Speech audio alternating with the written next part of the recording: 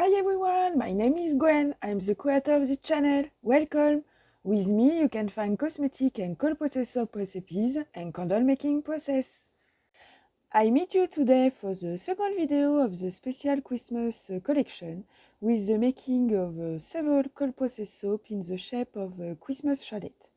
This year I wanted purple and turquoise Christmas, but apparently that wasn't the fashion this year. And I really had a hard time finding the right little decoration. However, in terms of ideas for personal creation, it was an explosion. This time I want to use a blend of shea butter and babassu coconut, olive and castor oils with coconut milk for a gentle creamy foaming soap. For their smell, I opted for a fragrance oil from Smellingood called Cotton Candy, a mixture of strawberry, coconut, vanilla, blackberry, raspberry and tonka bean. For the look, I want to coat the inside of my mold with a little ice white mica. My little chalet will be purple with turquoise and white arabesque. I leave you with the video and see you at the end of the production.